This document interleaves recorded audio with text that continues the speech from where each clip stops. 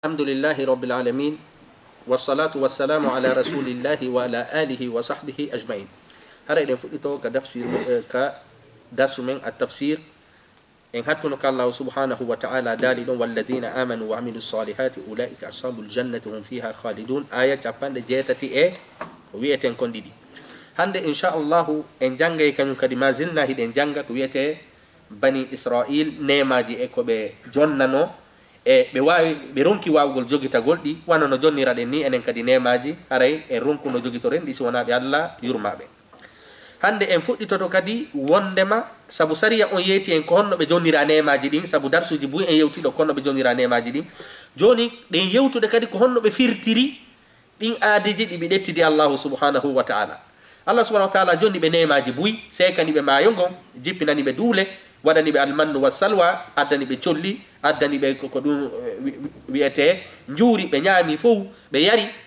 alla inni wondema kulu washrabu nyaame jori yaron kono dum no fow fa badala allazina zalamu qawlan ghayra alladhi qila lahum be wattiti fow no jeya kanyum kadi ko be wattiti innu den wondema hande issa mo jangete on do inshallah. Hare darsu be gondo hande sem wadana mo do titre hare ko mukhalafatu inna do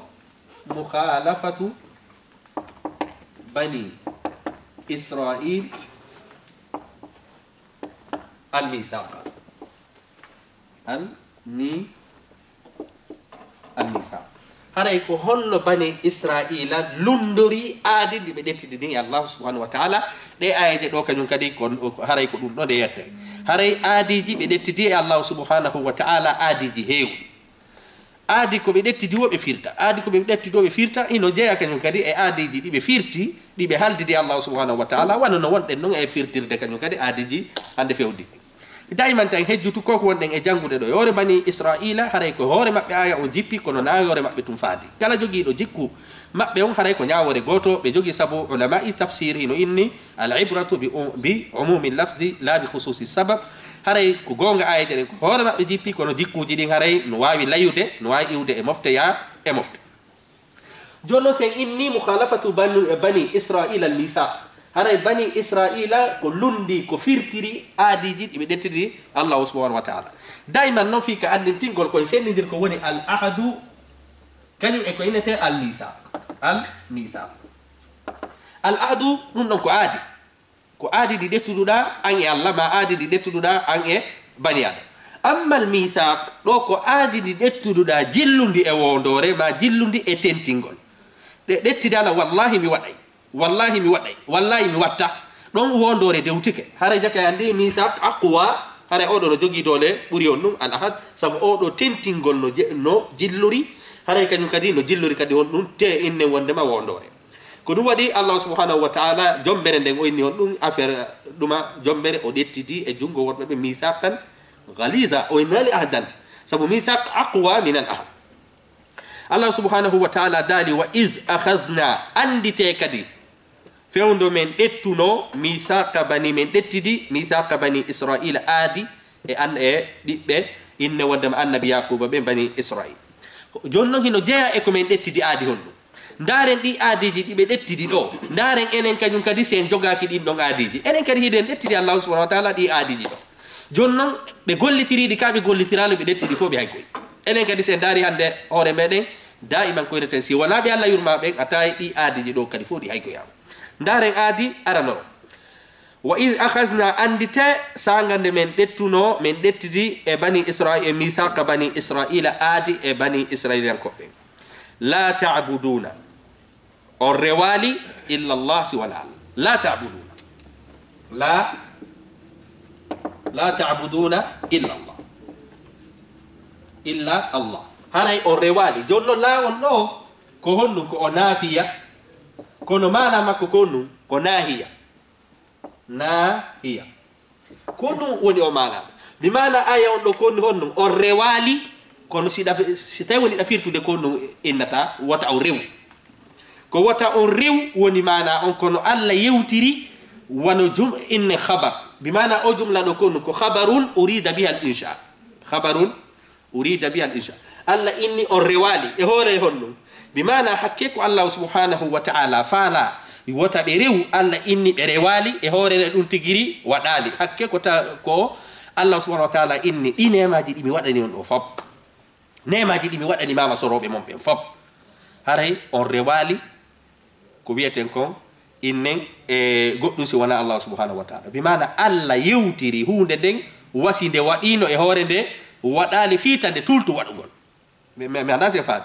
Allah yewtiri hunde nden wasi tawi woni ɓe waɗali nde fiwata ɓe ronku waɗugol ko Allah yamiri ko bimana la ta'buduna windi kono sa firtay ka haala men ko honɗum an firtata ko la ta'budu la ta'budu wata on rew kono ɗo ko honɗum windi ɗo la ta'buduna on rewali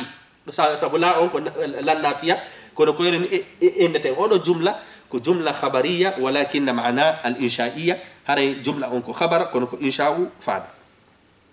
jaka enen andi bani israila ko ɗettidi Allah e aadi wata ɓe rewdey si wona Allah subhanahu wa ta'ala enen kadi ko nu ɗettuduɗen Allah e aadi ko ɗum ta en waɗu sirku ta en rew hay fus si wona Allah subhanahu wa ta'ala donc go ɓe ɗettidi Allah kadi e aadi on wa bil walidayni ihsanan teddinon nene e baba jogitoron ɓe no moƴƴiri yani ɗo yani wa bil walidayni mi mana ahsinu bil walidayni ihsanan maɗum istawsu bil walidayni ihsanan imma ihsanan ɗo wona maf'ul al mutlaq ma o wona maf'ulan bihi ala hasabe at taqdir inna ɗo wa bil walidayni Allah ɗettidi kadi maɓɓe e aadi wondema yo ɓe jogito nene e baba ihsana no moƴƴiri ɗum noon kañum kadi enen kadi ɗe yamira ka e yamira ɗe yamira mi mana daiman hina yen ɗettuɗe ayeje ɗo warken e hoore ɓe ɗo tunte a fanken ɗe ɗum no fof ɗe yamira Allah dali kadi honɗum wa bizil qurba honɗum kañum kadi moƴƴo ɗon e ko wiyete jomiraɓe ɓaddodiral ɓen mbimana siɓɓe maɓe mbimana nene gotoɓe maɓe mbimana baba gotoɓe maɓe ɓe ɓen ɗon kadi on jogito ɗon ɓe no moƴƴiri ko ɗum ɓe halduduno e Allah subhanahu wa ta'ala wal yatama ɓe jogito kañum kadi alyatima ɓen no moƴƴiri enen kadi ɗe yamira ɗum ɗo ka enen en yamira ka ɗen yamira nulaɗo kono maki sallllahu alayhi wa sallam ana wa kafilul yatim ka hatayn nulaɗo maki min e ko wiyete newɗo alyatimaɓe meɗen waywani ɓe takkidiri ɗi kolli ɗo sappurdu ndun e hikkudu ɗon ndun bimana no hirɗa ni ɗi kolli ɗo no ɓurdi ni haray ko ni ɓurdoyte yawmal qiyama newɗo alyatima aɗum waɗi Allah subhanahu wa ta'ala inni taw ñaamu alyatima mbuuɗi alyatima ɗin saabu ñaamuɗo ɗi wo innama yakuluna fi butunihim nara Allah inni haray ko hiite ɓe ñaami bimana ɗo Allah innalde so ñaami o naato e hiite bimana ñaamugol ngol tigiri kon ɗum Allah inni ko ɗum ɗon tigiri woni hiite wona fi dey sa itte sikka kan sa hewtoyi ka hiite bimana ko faalaɗe ɗumannade ɗo haray bani israila kadi ɗettuduno Allah e kañuma aadi wondema alyatima ɓen koyeɓe jogitoroɓe no moƴƴiri wal masakin e miskina ɓen kañum kadi ɓe yoɓe moƴƴo e ɓeɗo kadi enen kadi ɗe yamiraɗi ɗon piiji si ɗum ɗon kadi feƴƴi wa qulu linnasi husnan haray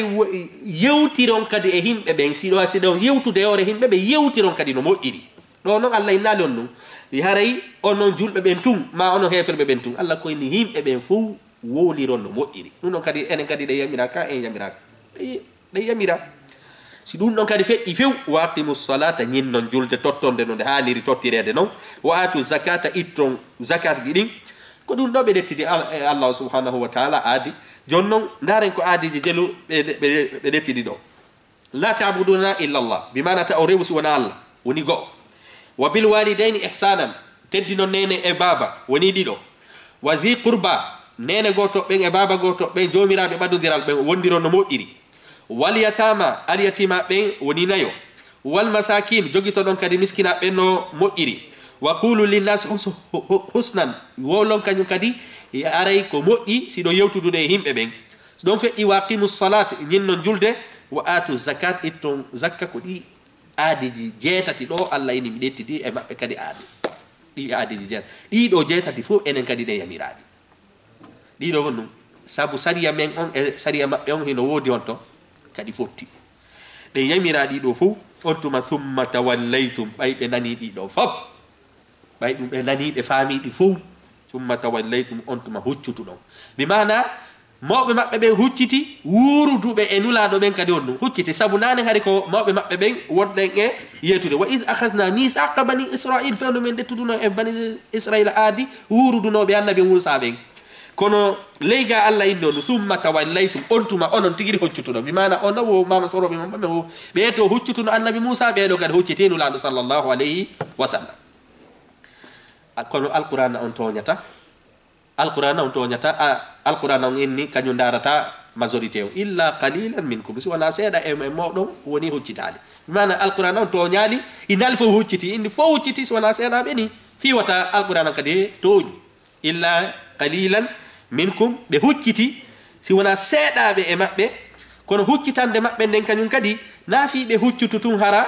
sabu goɗɗo no hucca hunde hara no andi ko hucci kon wallahi duwaka huccude hande buy no yarde ɗo beere sinama beere no harmi ɓennayi wallahi beere no harmi kono min mi ronko tertagol cigarette no harmi wallahi mi ronko a tertagol kono ɓeɗo ɓay ɓe woppi ko ɓe haldidi allahu subhanahu wa taala ko ɓe ɗettidi allahu subhanahu wa taala ɓe woppi wa antum tawi kadi alhaali mon on ko ɗum mu'riduna kon ɗuuriɓe bimana on terti iɗon andi ko gonga et puis kadi ka ɓernde moɗon hina fi hare on faljay woni koye hoore teware waɗuɗo joni noon se daari koko jannguɗen ɗo ko allah yiɗi ɗon ɓe ɗettide maɓɓe aadi enen kadi ko jelo ɗettiduno e aadi fewno ɗaɓɓayno visa ko jelotori allah allah sa waɗanilan ɗum ɗo wallahi tertotako wallahi allah sa okkorilan golle wallahi allah sa okkorilan kaydi wallahi ñande visa an on yalti wallahi ñande mi gayni a darnude mi hajjoyay ñande mi ɗum ɗo ñande meɓi ɗum ɗo mi waɗay ɗum ɗo ɗum ɗon enen kadi no heewi kono honno ñande ɗum tigiri hewti e junngo ma o imma inna ko karama kojo innen windamma koro karare woni sabu ya heɓu ma ɗum honɗum hejjita few ko jeelo tawata hara sonnaɓe maɓɓe ɓen ma kamɓe tigiri ɓe jiidaki ɓe toro allahu subhanahu wa taala allah okkon men ɓiɗɗo allah okkon ñande ɓiɗɗon heeɓi o denna bo on orchestre ji nodde himay ɓe nodde piye ame innen piiji ɗi fof ɗi waɗa ko jeelo kañum kadi toroto innen fi jombere allah okkoran moyen nomi jombira ñande mo jombira ñande o jomba ma ñande o jombi o inna himo faala paaren himo faala maaren himo faala ɗum ɗo mo faala ɗetto ɗo sal mo faala ɗetto ɗo ɗuma ka ame hime ame ɗum ɗon waɗi kano an wadde donc en andija ka wonde ɗa toro allah subhanahu wa taala inna si allah jonnilan ɗum ɗo tumi feeway si allah jonnilan ɗum ɗo tumi waɗay ɗum ɗo si allah okkorilan ɗum ɗo tumi waɗay sadaka allah jonne hangasa on tuma huccita wa a wasina an fewtunomo kañum kadi tori wa antum mu'ridun summa tawallaytum on tuma huccutuɗo min badi zalika ɓawa o du'a uji ko ɗum anndi ɗo fof si goɗɗo ma pike hande ko nu naneten haray miɗo tori du'a miɗo tori du'a fi jombere miɗo tori du'a fi kaydi miɗo tori du'a ɗum ɗo miɗo mari ɗum ɗo miɗo tori du'a ñande du'a on hewti o on tigi hande kadi a nanata inde makko no wole ka yimɓe moƴƴuɓe few hande kadi on tigi tertike dina kam few ko ɗaɗi allah subhanahu wa taala inni no woodi rewirayɓe allah ala harfin e hoore intérêt si weli si tawi woni no welde ɓe yejjita allah few ñande sattiri o ɓe lando ene no woodi du'awuji janggeteɗi fiyo fi kaydi no woodi du'awuji janggeteɗi fi ɗum ɗo no woodi du'awuji janggeteɗi fi ɗum ɗo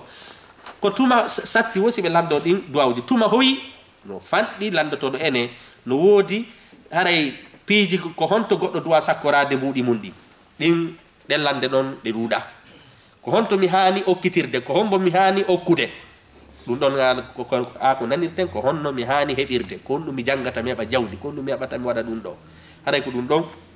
ɓeɗo kañum kadi ko ɗum ɗo halduduno e allahu subhanahu wa taala allah noon hikkidiri ɗo honɗum allah hikkidiri ɗo al ahammul aham iɗen mari ko inete fiqhu l awlawiyat ko inete fiqhu al awlawiyat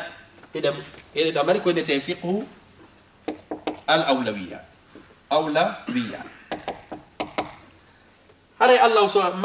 maɗum innen aray hikkingol al ahammu alal muhim hikkingol al ahammu alal muhim allah subhanahu wa taala attorimo kanko o inni on ɗum wata on rewdey si wona allahu subhanahu wa taala o innali wata on rew si wona rahman wata on rew si wona rahim sabu ɗin ɗon konu ko sifaji makko ɗin ɗon ɓay ko rewgol o faandi ɗo o addi inde makko nden tigirinde tawata hara nden ɗon ko kanko tun hertori la tabudu illa allah wata on rew si wona allahu subhanahu wa taala jonno si feƴƴi allah subhanahu wa taala kombo hanuɗa kadi kombo hikkata ɗon allahu subhanahu wa taala hikki ɓurɗo ɗon on kañum in wa bil walidayni ihsanan nene baba kadi jogitoro ɗon ɓe no moƴƴiri sabu ɓe ɓe yanganike on sabu ɓe ko kamɓe woni sabu argol mon aduna be kanyum kadi be yangani kama ka wonda bobo fewndo anga gayna na hore ma few be yangani kama alla inni haray jogitore be no moddiri si don kadi fe'i ko hombo hikkata don mo buruda siddude wazil qurba ko be don kanyum kadi hikkata don wal yatama e al yatima ben wal masakin e miskina ben e inni non al yatima jo ko non ko mo babe mum mai hara kanyum hellifaka ko babe mum mai hara kanyum hellifaka munene mum mai la yusamma yatiman si tawi ni kaka bani adam kanyum ko mbaynete al yatim ko mo babe mum mai hara hellifaka amma mumunteji din kanyum ko si tawi woni nene kullum kum mai yusamma yatiman amma sabu kullu ko kanyum anda baba mudum ko dum wadi ka mumunte hoy ko si nene o mai kullum kum inne yatim ka bani adam kanyum ko si baba o mai e on tiginne yatim hara hellifaka Allah subhanahu wa ta'ala non o yamiri en do o yamiri bani Israila dido kono bani Israila wonno hucciti wanono hande no himbe woni e huccitirde ni teddingol nene baba innen wondema wallugol musibbe mum ben adiyatima ben miskina ben tuma wowlata wo kadi subata ko wowla ko wowli wo julata ittata zakat Allah subhanahu wa ta'ala inni haray waqimus salat nyinne julde sabu nyinnugol julde den ko dum labbinta bernde wa atu zakat haray ittugol zakat on kanyum kadi ko dum kanyum kadi wiete innen labbinta kanyum kadi jawdindi bi mana julde den labbinay ko wiete dewangal zakat on kanyum kadi ara labbina ko wiete jawdindi hara afu hidaladi Allah subhanahu wa ta'ala non do kanyum kadi o hikkindiri honno jaken andi do kanyum kadi nafoje go hino de o sifi gaden ko antunde nafata nafoje go no ton ko ange himbe be sabu kaw inni do wonde ma la ta'budu illa Allah tawrisu wana Allah sarewi Allah ko nafata man amila salihan fali nafsihi wa man asaa fa alayha rew gongo wa bil walidaini ihsana sa jogiti ke nene ebe baba kanyum kadi no modiri kombo du nafoyta yawmal qiyamah ko ankadi wa bizil qurba inna non nene goto be e baba goto jomirabe badondiral don on fo on nafitara bi mana an nafitara hebugol baraji yawmal qiyama dun wawi wonde sabu nata aljanna kono musibbe mabe kadi wondu be nafitori sabu ko okkordabe ko sabu ko wallita dabe ko hare non wallugol inne musibbe ma miskinabe ma aliyatimabe fa ndaki do tun dettugol jawdi jonnabe wondirgol e mabbe no moddiri innen wondema wolira konguli moddi sa nyaamay kadi jawdi mabbe ni nyaamira bil ma'rufi no andira non ka sariya wono no ayeje den yetori en kono daiman bani Israila yore di nemaji do fo be bugidi wa antum tawata kadi alhali mabbe ko no sabu wawol do ko wawol haliya wa antum mu'riduna tawakkadi ko on turibe bimana do hono be woppi odo Allah inni en haldudu dum do kono be hayki fop jonnon Allah indi kadi wa iz akhazna andite kadi joni mo yetade en kanyum kadi onnu kabe lundi kadi adiji go wa iz akhazna mithaqakum janto andite kadi fewnde men dettuduno e modo mithaqakum adi mondi men dettidi kadi adi mon onnu la tasfikuna on rufali jonnon a daiman koko wowruden kon kala ta'buduna do ko non kadi duma yewtirten kala tasfikuna بمعنى لا تسفكون دو لا on do ko nafiya walakin jumla on do ko jumla ko wi'eten khabariya urida biha al insha bimana haray ko windi do la tasfikuna on rufali kono sila firtude kala men ko minata la on do ko firtimo nahiya bimana wata on rufu wata on hib wata on rufu wata on ba'i non fo no inna la tasfikuna dima'akum ta on rufindir ko wona wata on rufu jijamon goddo non tewata ko rufa jijamum sabu Allah ko ni no wata on rufu ije monne goddo non rufata ije mudum bi mana wata on rufindir ije wata on warindir haray ko dum aya on fandi do wala tukhrijuna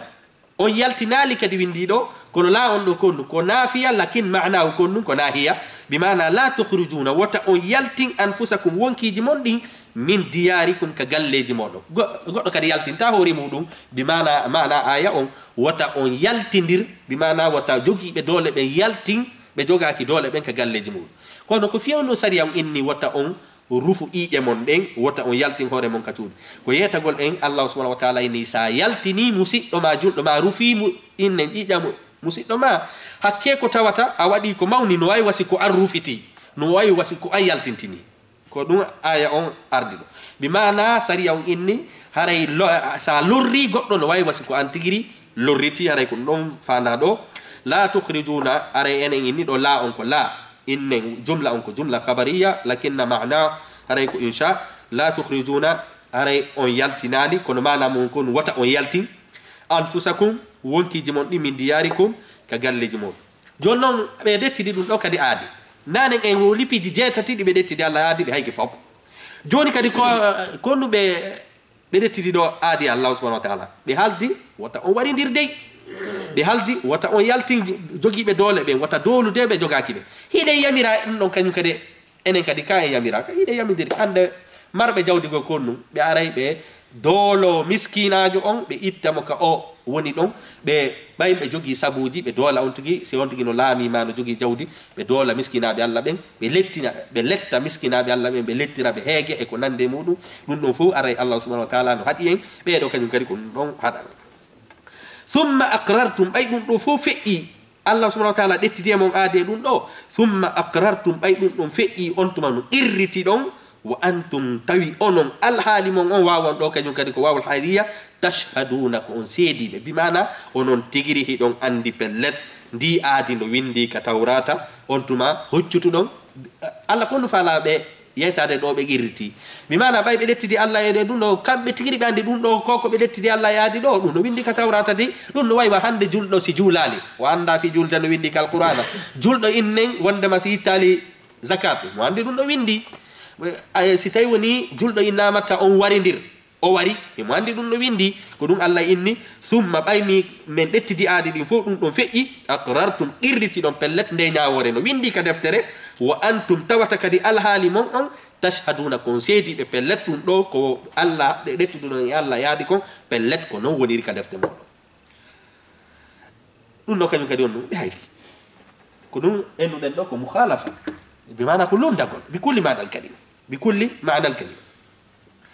allah non ini summa ɓay ɓe gayni ɗum ɗon fof ɓe qirritike ɓe andi pellet ɗum ɗo no windi ka defte ɓay ɗum ɗon feƴƴi fof allah ini summa antum hoti onon ha ula'i ɓe hakke ko tawata ɓe bugike ko ɓe haldidi allah kon fof allah indi ɓe mi sappo ɓe ɗo ha ula'i ɓe fi wata sikku ko woɓɓe go ha ula'i ɓe taqtuluna anfusakum hiɓe wara wonkiji monɗi wa tukhrijuna fariqan minkum hiɓe yaltina woɓɓe e moɗon min diyarihim ka galleji maɓɓe tadaharuna alayhim bil ismi haray ko ɗum woni hiɓe innen wondema hiɓe wallito e hoore maɓɓe e waɗugol bakkatuji wal udwani e jaggitugol wa in yatukum si ari on usara dahaɓe tufaduhum hiɗon honɗum hiɗon ko ɗum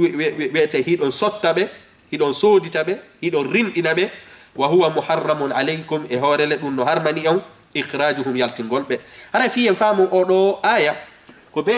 hiltoɗen e ko wiyete ina duwa hiltade e ko wiyete ka defte tariha hiɗen mari inneteɓe al aus ina mari inneteɓe al khajraj ɓeɗo ko leƴƴi ɗiɗi wonnoɗi e saare madina fiyen faamu oɗo aya kon ɗum faade ɓeɗo noon ɓe piiruno hari no heddi duuɓi 5 qabla al hijra adoyo nulaɗo ferude iwa makka seno madina duuɓi 5 ɓaawo ɗon ɓe piiri gere wi'eteɗe bougas harbul bougas bimana gere ɗo ko inde on ɗum gere waɗude hakkunde aus e khasraj ɗiɗo ko leƴƴi ɗiɗi ko ɓe ɗo hawtitete inne al ansar ta kamɓe madina ɓen ko leƴƴi ɗiɗi ko al aus wal khasraj ɓe famike ɗon ka ɓeɗo noon adoyoɓe natude ka l'islam adoyoɓe ɗumannade hari ɓe piirude joni noon hiɗen andi madina hari leƴƴi ko wiyete bani israila no hoɗi ka saare madina hari leñol go noyne banu nadir banu nadir leñol go noyne innen ɗiɗi banu qaynuqa e banu qurayza ɗo ko leƴƴi bani israila hoɗunoɓe honto madina ɓeɗo noon ɓay nangodiri piiri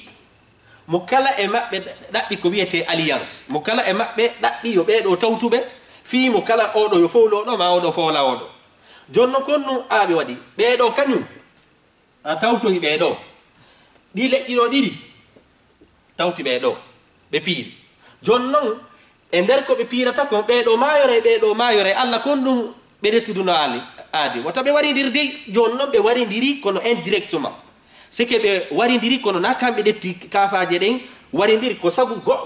ɓeɗo tawtoyi ɓeɗo tawtoyi ɓeɗo ɓe piiridi woɓɓe mayori nder ton ɓe firti aadi ɗi ka ɓe firtali ɓe firti jonno Allah inni wondema ko ɓe firtani aadi ni konno si tawi woni ɓe piiri ɓe hay si tawi woni wona kamɓe o ɓeɗo piiri kono hino wayi wasi ɓe piiri sabu ɓeɗo tawtoyi ɓeɗo piiridi e ɓaawo ɓeɗo kadi bambani ɓeɗo ɓe piiridi ɓeɗo jonnon woɓɓe maɓɓe maayi jonnon si gere ɗen lanni ɓay gere ɗen ɗe lanni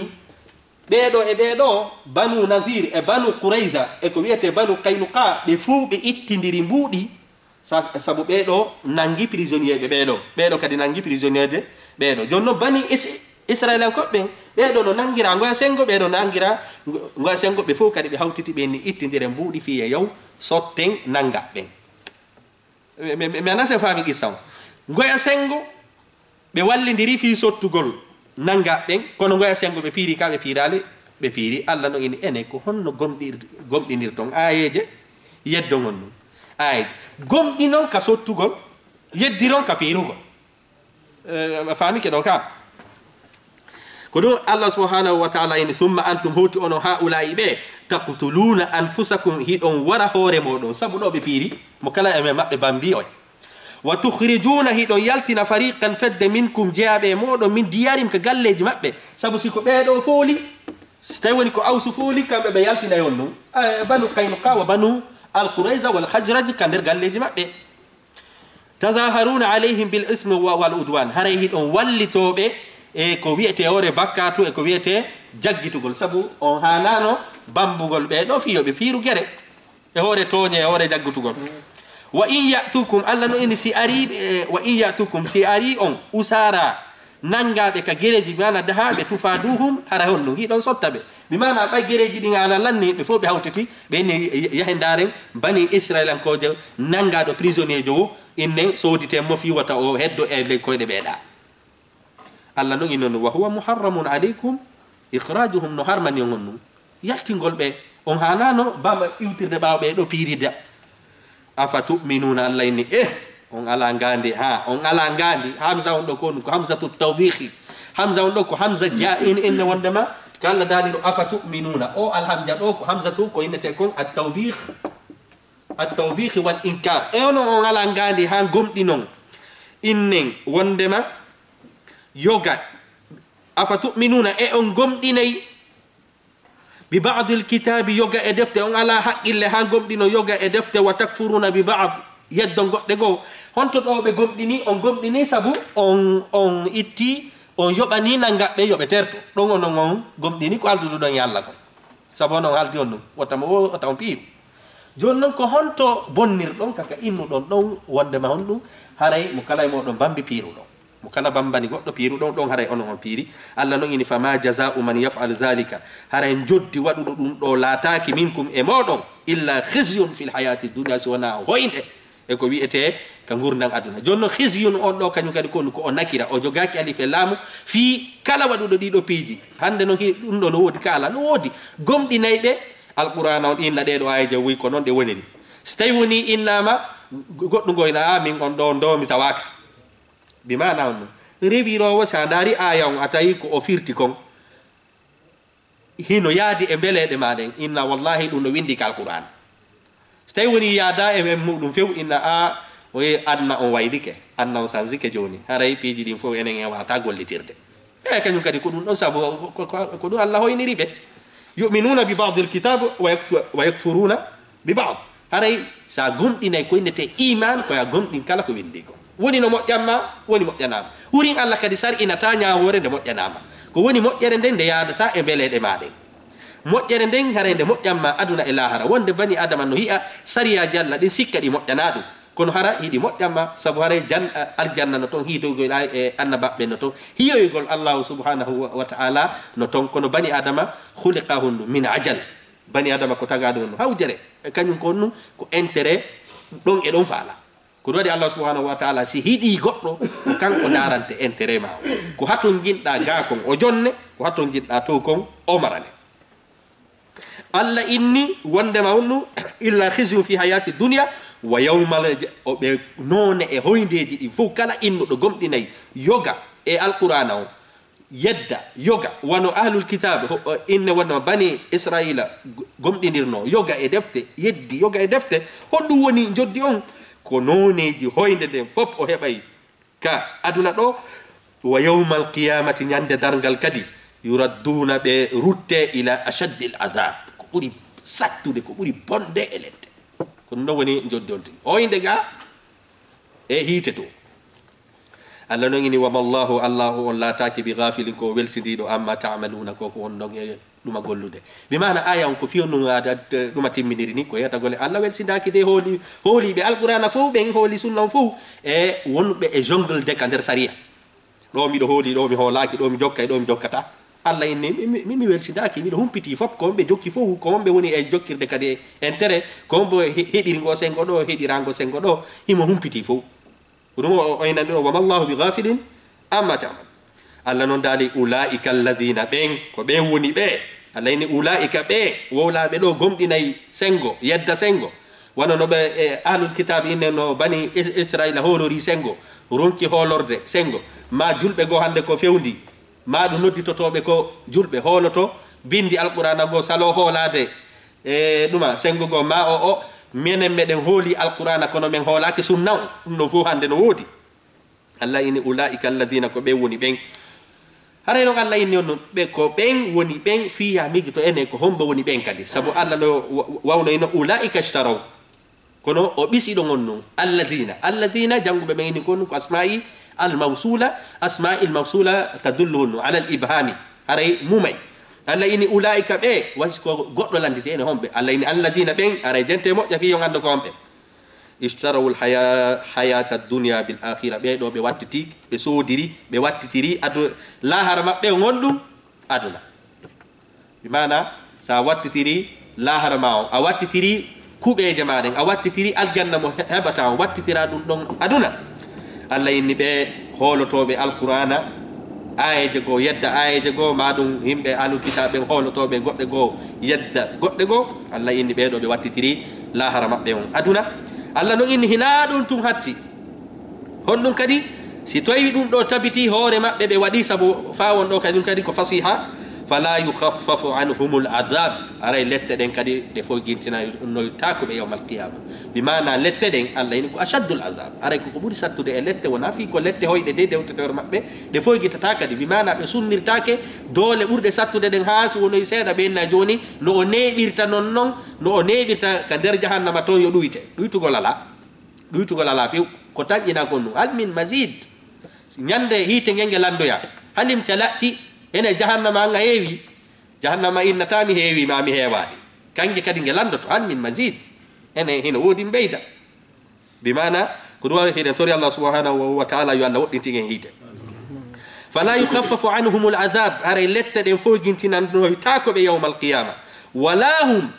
wana kambe kadi yunsaruna woni ko wallete bimana no si tay woni fo gitata no gasa goddo ina e lette den fo gitata kono mi do andindiri kari mi do andindiri meni sedjo kari mi do andindiri cerno kari mi do andindiri kari benno si ari te fayi no gasa duma sortami e konko wuli don Allah ni kadi wallahu yunsarun wana be walloyte yawmal qiyamah no wodi wallete be arana be no hare daiman kunu fameten do hare ko filtudugol aadi e ko dettidi Allah subhanahu wa ta'ala jonnon aadi ka der dina men ko aadiji didi e mari aadi di dettudude Allah subhanahu wa ta'ala min zuhuri bani adam annabi adam fewde himbe ben fo wonno ka keeci mabbe e den dettidi Allah subhanahu wa ta'ala ko wiete ko aadi fitra